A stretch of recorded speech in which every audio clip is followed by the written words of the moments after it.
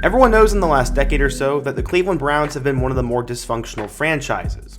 I mean, they had their 0-16 season, they could never seemingly hit on their draft picks, and they hadn't made the playoffs in seemingly forever. While the Browns' 0-16 season was truly unbelievable, the saddest part about the whole thing was the quarterback they used as a sacrificial lamb. At one point, Deshone Kizer was expected to be a franchise quarterback, had all the potential to be a multi-year starter in the NFL, and was drafted based on the idea that he could one day lead the Cleveland Browns. Unfortunately, they set him up for failure. He was absolutely awful, his confidence was destroyed, and he flamed out of the league pretty quickly. In today's video, I want to talk about what happened to Deshone Kizer. We're going to go through how Kizer became a big-time draft prospect to begin with, how he was ruined by the Cleveland Browns, and what ultimately happened to him. But before we get started, if you're a big fan of college football, be sure to subscribe to the channel, leave a like if you support today's video, and let me know what player, team, topic, or situation I could cover next. Now let's get started and talk about what happened to Deshone Kizer. In order to understand how Kizer got to this point, we first need to go back in time. Kizer was born in Toledo, Ohio, and he stayed there throughout his high school career. He quickly developed into a very talented high school athlete, and this was no coincidence. His dad was a basketball player at Bowling Green, and that size was passed down to him. Kizer was 6'5" and over 200 pounds, and this was all by the time he was a junior in high school. This made him extremely difficult to defend for Central Catholic High School, and he played multiple sports. He didn't just play football, as he was a starter on the basketball team and led them to a state semifinal appearance in 2011. He's also a terrific baseball player, as he was a good outfielder for Central as well, and he helped them win a conference championship. While he was good in those sports, his best sport was football. He said, quote, "Basketball is my first love, and my dad always pushed basketball on me because he had a basketball mindset, but it wasn't until 8th grade when I picked up a football and saw some potential to be successful. When I got to Central Catholic, they were moving to a spread offense, which made it better for me. It wasn't really though until my freshman year where I thought I had a chance to be pretty good." Kizer was both the starting quarterback and the punter for 3 years, leading them to an overall record of 34-6. He also led them to an 8-2 playoff record and a Division II state championship in 2012. As a junior, he threw for 1,600 yards with 17 touchdowns and only 2 interceptions. He also ran for nearly half 1,000 yards and 8 more scores on the ground. He was starting to get legitimate hype as a prospect in the recruiting world, and some viewed him as a local prodigy. His high school coach said, quote, "At least in my time involved with high school football in the Toledo area, we haven't seen a quarterback like this." Kizer's combination of size, athleticism, arm talent, and ability to win attracted scouts from all over the country to his games. He was getting interest from major programs before his senior season started, as he was invited to participate in the Elite 11, where he would advance to the final round, and was one of 18 quarterbacks that would get featured on ESPN. In his senior year at Central Catholic, he threw for 2,800 yards with 30 touchdowns and 6 picks, and also ran for 530 yards and 6 touchdowns as well. By this point, he was listed as a 4-star recruit, the 8th best player in the state of Ohio, the 10th best quarterback, and the 162nd overall player in the class of 2014. He finished his high school career with nearly 5,700 yards and 56 touchdowns. He also had 17 more on the ground. Where would he end up going? Well, he would get down to Tennessee, Notre Dame, Alabama, LSU, and Michigan State, but ultimately decided to sign with the Fighting Irish. What's interesting is his high school was also the Irish, so he'd be going from the Irish to the Irish. Kizer had a lot of hype, and people in the Toledo area knew just how good he was, but the rest of the world didn't just yet. How would he end up doing at Notre Dame? Let's take a look. He entered Notre Dame as the 3rd-string quarterback behind Malik Zaire and Everett Golson, and that was in 2014. After the season was over, Golson would go to Florida State, and Deshone would move to 2nd string for 2015. This would end up becoming his breakout year, but that's not how it started. His first playing time came in a blowout victory over Texas when he came in for Malik Zaire. The following week against Virginia, though, he would get thrown into the Wolves. Zaire would get hurt, so Deshone came in at quarterback, and he would lead a last-minute touchdown drive and had that famous pass to Will Fuller with just 12 seconds left. That would ultimately win Notre Dame the game, and that would put Kizer in the limelight for the rest of the year. The following week against Clemson, he threw for 321 yards and 2 touchdowns, and they would end up losing a close one. He then had 6 combined touchdowns against Pittsburgh, and this would put him on the NFL scouts' radar down the road. Against Temple, he threw for over 300 yards and a touchdown, while rushing for 150 yards and 2 scores on the ground. By this point, it was apparent he was a great physical talent, but needed to refine his game in order to be a better quarterback. Despite how rough he was around the edges, he led Notre Dame to a 10-2 record in 2015, and they would go to the Fiesta Bowl against Ohio State.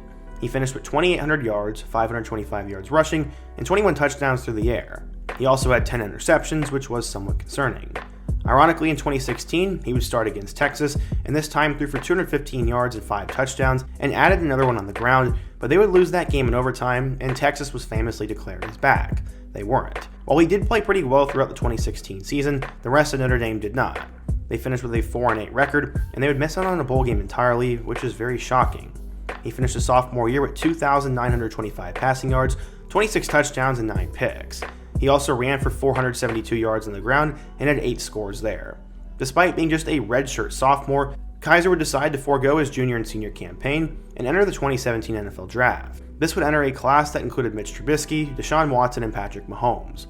Lots of scouts questioned his choice because while he did have talent, he was still very raw as a prospect and would really need to develop.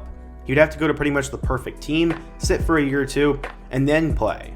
They were also hoping he'd actually get a good coaching staff, but he did not get any of that. In fact, he got absolutely screwed. Instead of going in the first round to a team with a veteran starter who could play while he developed, he ended up being drafted by the Browns, and they were in their second season under Hugh Jackson.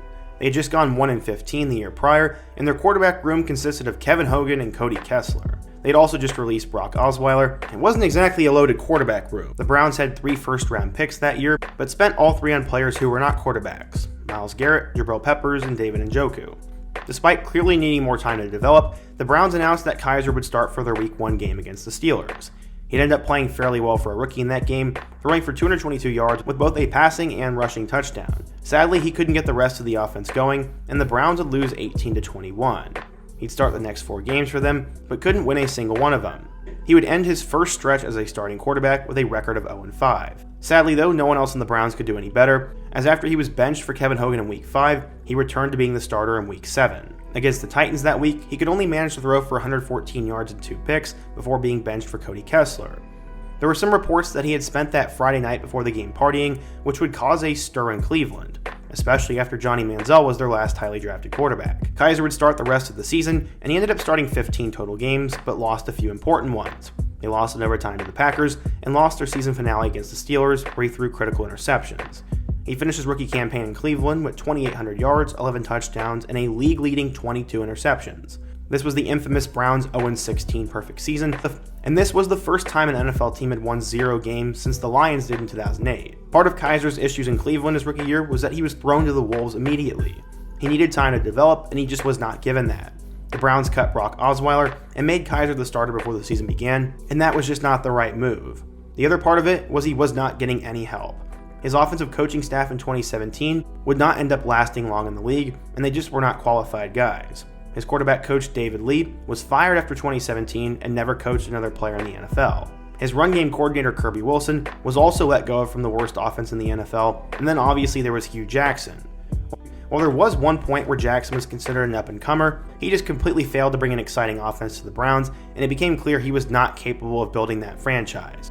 You also have to add in the fact that the receiver room he was playing with was terrible, as it had Sammy Coates, Corey Coleman, and Josh Gordon, all 3 of which are no longer even playing in the NFL, and were pretty much done by the 2021 season. While the Browns did add Todd Haley as an offensive coordinator in 2018, they did not fire Hugh Jackson, and then Jackson would bail on Kizer after his rookie year, as he was ultimately traded to the Green Bay Packers.